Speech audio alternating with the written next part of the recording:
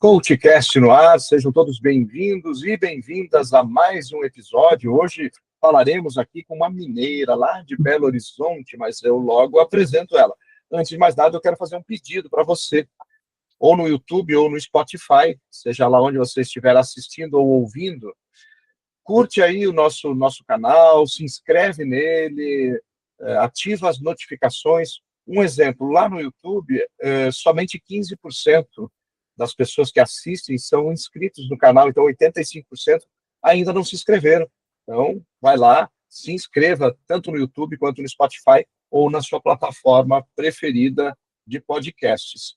Além disso, eu quero agradecer aqui o apoio da camisaria Fascínios. A Fascínios está me vestindo aqui, eu estou com uma camisa bem bonita, de manga curta, de jeans, que está um dia bem quente quando a gente está gravando. Então, a camisaria Fascínios, que nos apoia, te dá 15% de desconto se você quiser comprar a camisa através do site deles. Entre lá, camisariafascínios.com.br, eu vou deixar o link aqui embaixo na descrição desse episódio, e você vai ter 15% de desconto e vai receber na sua casa a camisa que você escolher. Eles têm umas camisas de linho lá que são sensacionais. E tem camisa social, tem camisa polo, tem essa camisa aqui, e outros produtos que você vai conferir. Vamos lá para a nossa convidada de hoje, Branca. Tudo bem? Muito prazer. Quem é Branca? Tudo bem, Sérgio. A Branca é uma mulher madura que está muito empolgada com muito aprendizado, com uma nova carreira e ainda querendo viver muito. Olha, que bacana, muito bom. Agora conta para a gente aí o seu início, o início da sua carreira. Eu sei que você gosta de falar. Vamos lá, vamos contar essa historinha aqui. Fazer um bom storytelling. Sim, eu comecei a minha carreira profissional logo em seguida da minha formatura. Eu me formei em administração de empresas e comecei a trabalhar numa empresa de tecnologia, mas na parte administrativa, que tinha a ver, né, com a minha formação. Eu entrei com organização e métodos. Naquele tempo era um conceito bem estruturado, ele ainda existe, mas ele foi absorvido, né? E dentro de uma empresa de tecnologia, eu cuidava de racionalizar os processos dos clientes antes de colocar um sistema lá, né? A gente estava num outro tempo da tecnologia, mas muito interessante. Então, tinha a equipe de programadores, de analistas de sistemas. Eles precisavam que alguém primeiro fosse no processo que estava sendo automatizado para racionalizar, para não colocar sistema em cima de coisa que estava falha. E assim eu tive a oportunidade de olhar de perto esse trabalho de análise de sistema, de programação. Pensei no caso de fazer, né, uma pós em TI, mas não, e preferi fazer em marketing, que já estava dentro do escopo da administração, e eu achava que era uma área mais criativa, né, que a TI ainda tinha uma criação, mas era muito estruturada em processos, então não era isso que eu queria. Em marketing, dentro da mesma empresa, fui para a área de marketing, cheguei a ser gerente lá, tive várias oportunidades, porque eu tentava fazer várias conexões dentro da própria empresa, e teve uma fase de planejamento estratégico, que a empresa queria fazer um planejamento e me colocou na equipe, né, gestora disto, e fiquei lá. A maior parte da minha carreira é lá, né? Eu cheguei a fazer quase 20 anos nessa empresa, e saí dela por minha própria iniciativa, porque eu queria me jogar, eu queria me arriscar.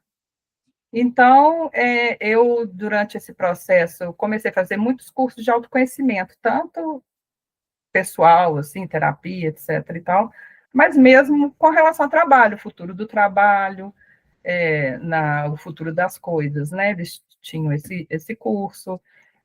Uma Sandra Chemin, ela tem um curso que se chama Future You, que é você desenhar, você se desenhar profissionalmente para o futuro, e por aí foi. E eu cheguei a trabalhar na Prefeitura de Nova Lima, na Secretaria de Comunicação lá também. Tive uma experiência com cerimonial, tinha essa parte grande no meu trabalho, nas minhas funções, mas também tinha comunicação interna. E assim foi. E no momento mais recente, pulando assim, se tiver um buraco aí, você me fala, mas eu estou pulando um tempo aí, eu publiquei um livro de contos, com contos meus que estavam guardados no computador, assim, escondidinhos, e eu conto isso porque fez muita diferença na minha vida profissional.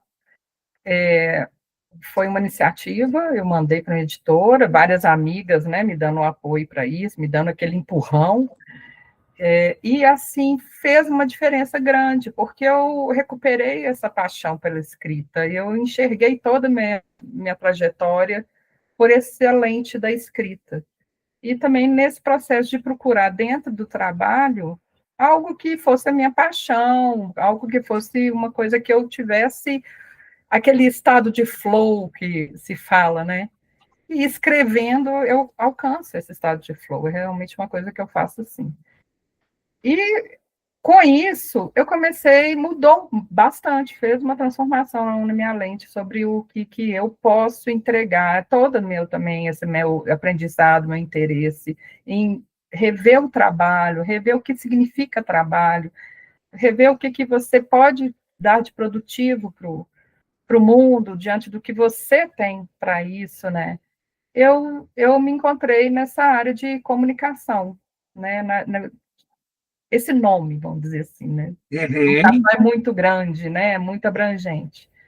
Então, eu quero escrever para as pessoas. E comecei com oferecer ghostwriting, que eu tenho alguns projetos, né? O copywriting também eu fiz, também trabalhei como autônoma com alguns serviços de copywriting também, storytelling, e fui fazendo cursos também para me atualizar nessas coisas, né? A marketing digital. Uhum. E, de novo, eu vi que eu gosto de uma coisa mais autoral do que isso do copywriting, que é muitas vezes você escrever para o algoritmo, né? Não, eu não quero escrever para algoritmo, eu não quero Uhum. escrever para o algoritmo me ler, eu quero escrever para pessoas me lerem. Então, eu estou construindo essa coisa de apoiar as pessoas a se comunicarem com autenticidade. E daí que eu cheguei a esse curso que eu fiz ainda agora, meses, mais recente ainda, que é do mentoring autêntico, esse nome me chamou atenção, e realmente agora eu estou me colocando como mentora em comunicação Uhum. estratégica, que é a minha bagagem, tem o estratégico nela o tempo todo, tem a comunicação também. E, em paralelo, eu estou escrevendo, né? Tem mais livro aí, e também continuo me oferecendo como ghostwriter, como copywriter, nessa parte de comunicação mesmo, escrita também. Que legal. E falaremos daqui a pouco do livro, sem dúvida alguma, e justamente o nome desse episódio aqui é a capa do livro da Branca. Sim. E vamos falar nisso. Mas eu quero fazer uma perguntinha antes disso. Você, se voltasse no tempo, faria tudo de novo o que você fez na sua trajetória? Nossa, essa é uma pergunta que me pega muito, porque um dos meus desafios é deixar de ser tão crítica com relação às escolhas. Eu estou me recuperando, eu estou realmente fazendo, eu tive, né, para essa coisa toda que eu estou fazendo agora de me recolocar, tem que fazer essa releitura do passado, rever a sua trajetória. Então, eu me lembro muito de criança que o primeiro livro que me impactou foi o Ou Isto ou Aquilo, que é o nome de um poema da Cecília Meirelles, que fala justamente de escolha, da dificuldade de escolha. Então, eu não sei se eu faria de novo a mesma coisa, não. Eu fosse de cara, para cortar caminho, de cara para alguma atividade mais ligada à comunicação mesmo, ao curso de comunicação mesmo. Então, você me pega com essa pergunta, porque eu sempre fico vendo, e se eu tivesse, ou isso ou aquilo, se eu tivesse escolhido outra coisa, então, é assim para mim. Aham, que legal, que bacana. E essa questão de transitar entre vários universos aqui, você começou na administração, aí fez um mestrado em gestão da informação, Sim, tem um pouco de conexão, mas não é uma falei. coisa Sim, fora, né?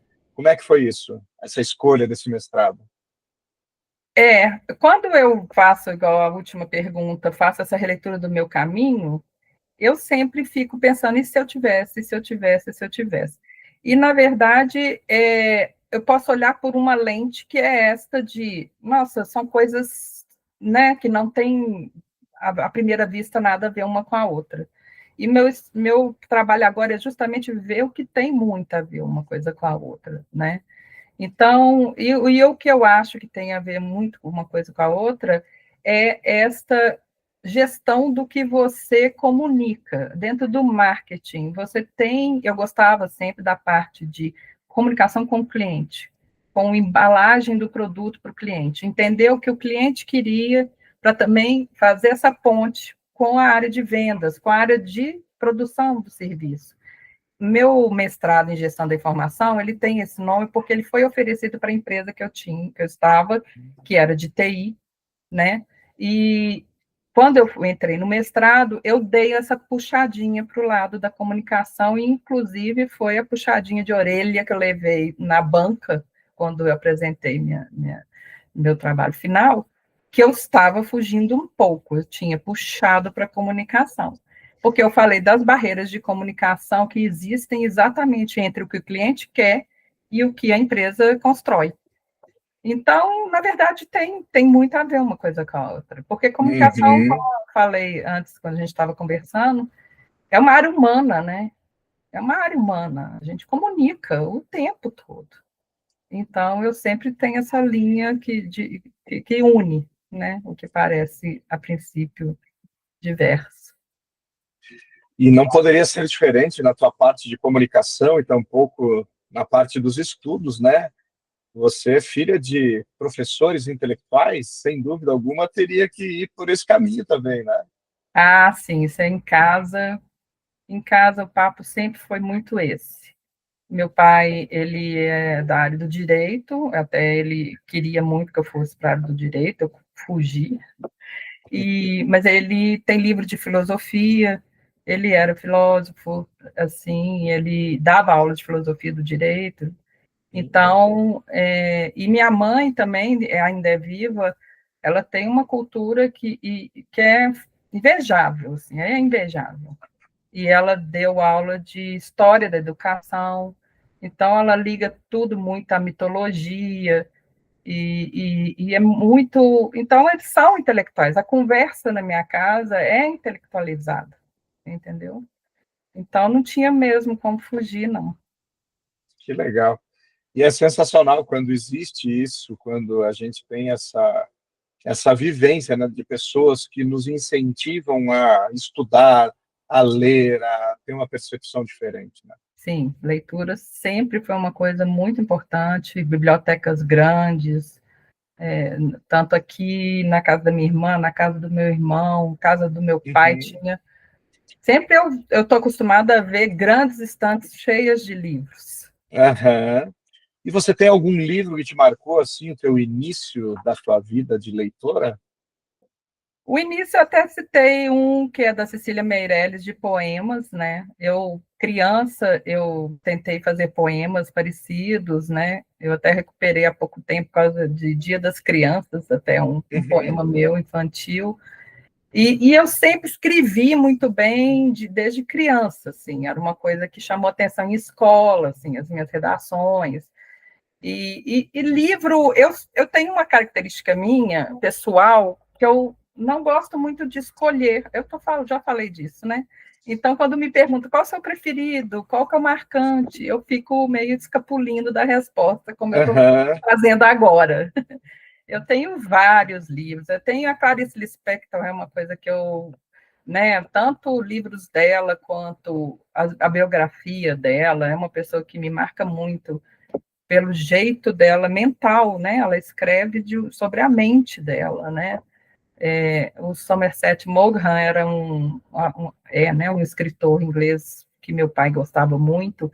Então, ele também tem uma escrita que os livros dele são como ele é personagem do livro e ele analisando uma sociedade. Então, ele sempre tem uma crítica em cima, né? Ele não só conta a história, ele conta a história de uma forma crítica.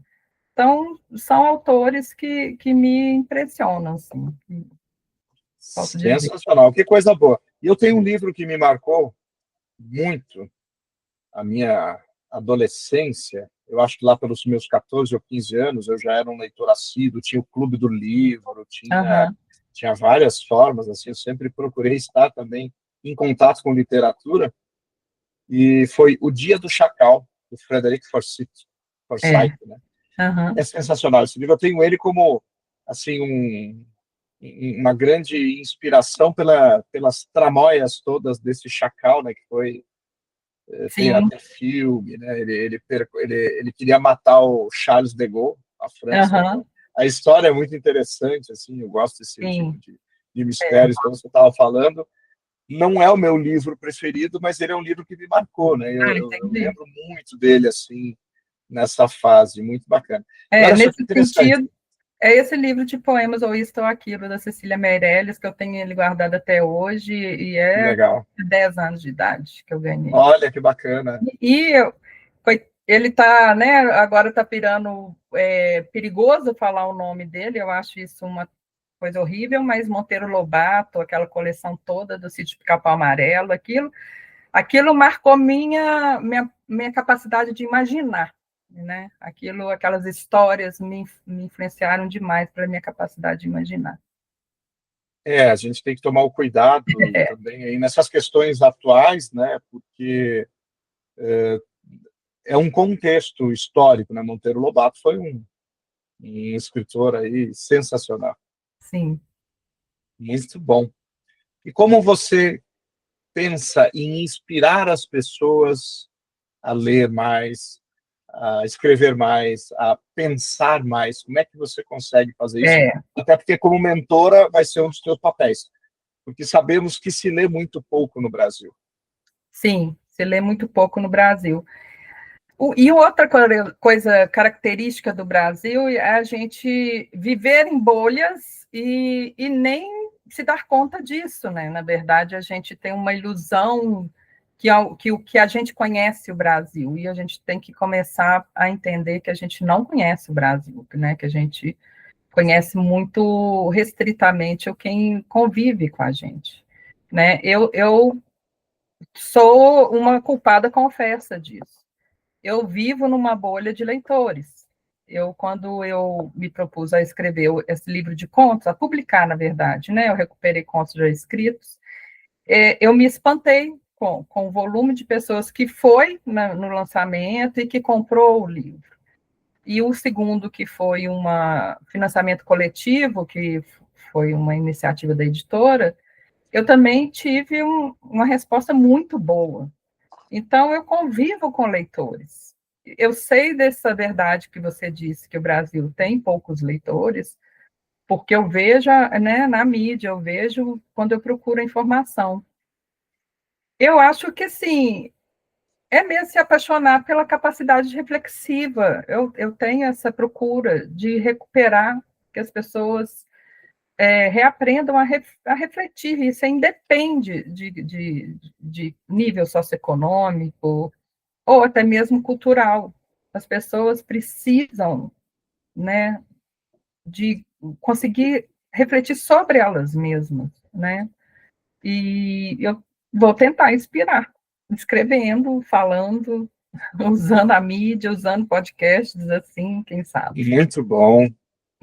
Inclusive, olha só, o nosso episódio passado foi com a Valdirene Alves, que é uma jornalista, repórter, que escreveu, né, para quem quiser dar uma olhada lá também, escreveu um livro chamado Você é o Tamanho da Sua Comunicação. Olha como as coisas se Olha, conectam. tem É tudo muito a legal. ver. Então, quem não assistiu ainda ou quem não ouviu, vai lá, corre lá e também, né, se conecte com isso, que tem a ver com o tema de hoje, né, a conexão mais forte. Vamos falar um pouquinho do seu livro agora? Vamos, vamos. Então, para Então, quem está assistindo, ela vai mostrar a capa do livro. Para quem não está assistindo, para quem está só ouvindo, ela vai descrever essa capa agora. Bom, esse livro ele é resultado do primeiro, né?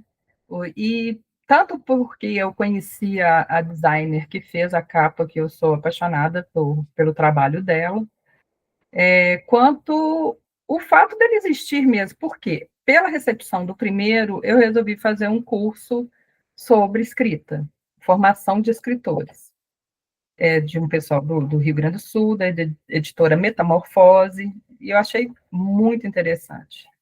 Porque eu queria aprender a escrever histórias mais longas, né? O meu primeiro é de contos, contos e crônicas são coisas que eu faço assim com tranquilidade. Eu falei, não, o meu desafio é estender, fazer uma história longa, com personagens, com, né, conflitos, etc.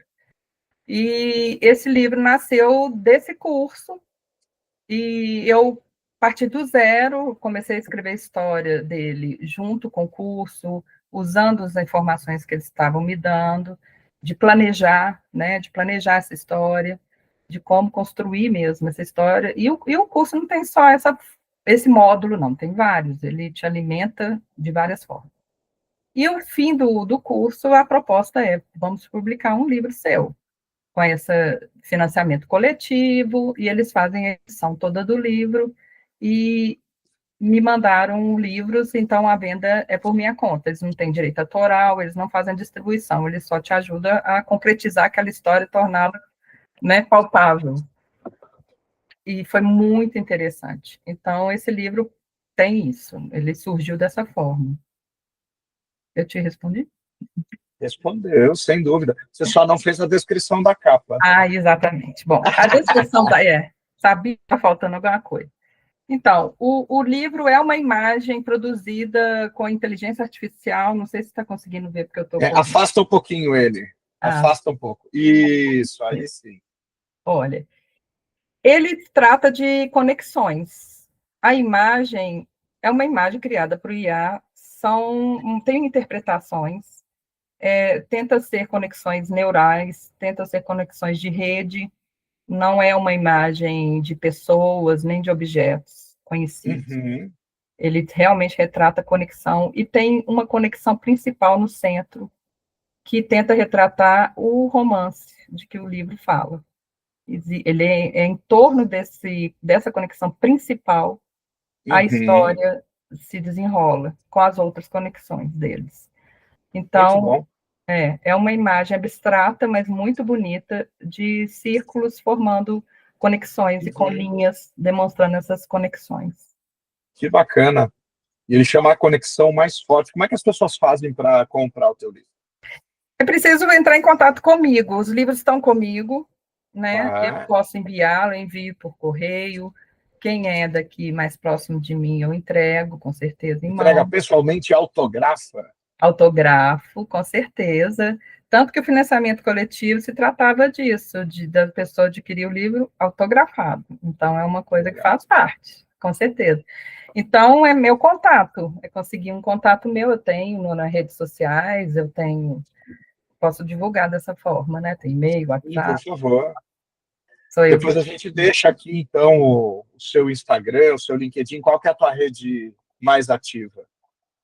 É o LinkedIn e o Instagram. E é sempre o meu nome, Branca Bozon, com S, como diz um irmão meu, igual Brasil, com S, e com N no final, Branca Bozon. Tanto meu Instagram como o meu LinkedIn é esse nome.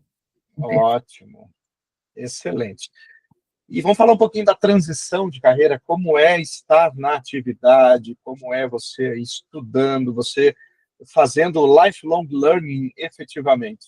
Sim, eu acho, assim, que deram um nome para a minha vida, porque minha vida é aprendizado mesmo, eu gosto muito eu sou muito curiosa, sempre fui, e muito perguntadeira, sempre fui. Então, isso é a base de uma pessoa que quer aprender a vida inteira. Eu quero aprender a vida inteira, é o que eu faço. Eu aprendo com tudo. Eu estou sempre observando, essa coisa também virginiana de observar, de detalhes. Então, eu estou sempre observando e refletindo, então faz parte. Então, é uma busca que eu aprendi há pouco tempo, que eu não vou chegar né? Eu não vou encontrar o que eu estou buscando, porque quando eu encontrar o que eu estou buscando, acabou, eu posso morrer. Porque eu estou sempre buscando, né? E eu tenho essa curiosidade de conversar com as pessoas, de usar esses recursos de pesquisa que cada vez ficam melhores, né? Para encontrar quem está falando do assunto que eu estou interessada, quem está ensinando sobre o assunto que eu estou interessada. E nessa transição, parece errático, como a gente começou a falar lá atrás, mas eu estou sempre procurando, no fim, isto. Aprender e ensinar, trocar, oportunidade de troca, em que a pessoa, existe reflexão ali, ou a pessoa reflete, faz a reflexão junto comigo, ou eu estimulo a reflexão, né? E usando a comunicação, com certeza, sempre. A fala, a escrita. Então, é isso. Excelente. Você tocou aí na questão da inteligência artificial, então vamos falar um pouco a tua visão, por quê?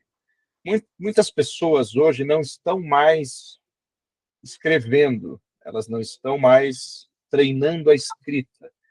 Estão deixando tudo para o chat GPT, para o Grok, para o Gemini, para a Perplexity, para todo o Copilot, tem uma infinidade de possibilidades para a gente melhorar. Como é que você enxerga isso e como você sugere que a gente intercale? Porque eu acho que a inteligência artificial veio para ficar, veio para facilitar, porém a gente não pode perder essa habilidade que é muito rica de escrever com a mão, inclusive.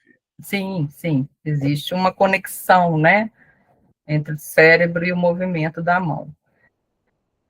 Eu vejo, na verdade, como muitas outras tecnologias que apareceram, que foram, assim, muitas. Esta é disruptiva, como o trem de ferro, como a máquina a vapor, por exemplo, eu acredito nisso.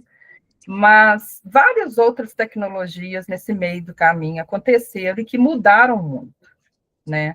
Para você ver, eu sou do tempo em que a gente acha que é longe, mas não é, porque tudo foi muito rápido, né? De começar a internet, de começar e-mail, né? Você imagina que agora né, a gente conversa instantaneamente com qualquer pessoa que está em qualquer lugar do mundo. Você tem que tomar cuidado só com o fuso horário, né? Não está dando bom dia para quem está lá indo dormir. Então, é só isso. Então, eu vivi muitas mudanças. Eu vejo que a inteligência artificial tem um conceito que eu li, olha, que já deve ter mais de 2 anos, de um artigo num jornal, que a gente tem a nossa inteligência, né?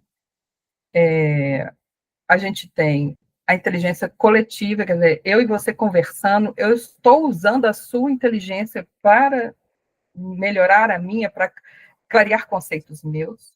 Então, tem a inteligência coletiva, que a gente exercita quando conversa com os outros, quando faz aula, quando ouve um professor. E a gente tem esta terceira inteligência, que é a artificial, que é um acesso a um repositório imenso, enorme, e que já te traz um pouco já elaborado aquela resposta com você. Eu vejo a inteligência artificial como essa terceira inteligência apenas, sabe? Eu vejo também como uma evolução da programação. Eu estava numa empresa de tecnologia que tinha as pessoas que estudaram e só elas sabiam a linguagem do sistema, do software. Só elas conseguiam conversar com aquele software. Então, o que aconteceu? Agora todo mundo conversa com software. Todo mundo conversa. Isso que, para mim, é a inteligência artificial também. Te deu a possibilidade, eu e você, a gente consegue conversar com o software. Porque ele aprendeu a nossa língua. Não foi um analista que estudou anos e trabalhou anos para conseguir falar a língua do software. Agora, ele aprendeu a nossa língua. Então, ele conversa do jeito que a gente fala. É isso que é a inteligência artificial.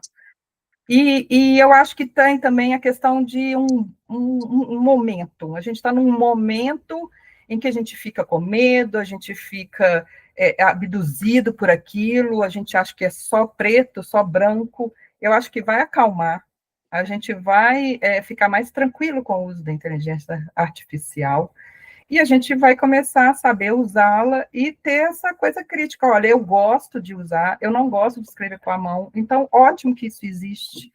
Não, eu percebo que eu melhoro, para mim é melhor. Então, eu vou continuar escrevendo com a mão e ok, é igual o automóvel, igual a máquina a vapor, como eu te disse. Não acabou com o cavalo, não acabou com a charrete, né? E a gente continua. Eu mesma estou te falando que eu vou fazer um passeio depois do podcast, inclui eu subir um cavalo e andar nele. Olha que legal. Então, assim, eu acho que não vai acabar. Eu acho, inclusive, que as gerações mais jovens, que até a depois da Z, eles já estão começando a voltar, eles já estão começando a não querer ficar tanto na rede social. Dizem que as redes sociais estão em declínio, porque eles não estão querendo mais. As músicas da MPB, de Caetano, Gil, estão subindo no Spotify, porque estão voltando a querer letras elaboradas, poesias cantadas, com aquele nível de elaboração que a gente conhece, Caetano Veloso, né? Então, assim, eu acho que o ser humano não é tão, assim, encaixotado como as pessoas pensam. Então, eu acho que a IA não vai encaixotar a gente, não. Que bom que você tem uma visão bem positiva. Só eu compartilho a sua visão. É ótimo, principalmente se a gente souber usar de forma correta, né? Que seja um agregador, como é o carro para encurtar distâncias, como é o avião. Sensacional. Branca Bozon, hoje aqui conosco no CoachCast. E vou pedir novamente para você que está ou nos ouvindo ou nos assistindo, que siga aí o nosso canal, seja lá onde você estiver. E foi um prazer te receber aqui, Branca, muito legal mesmo.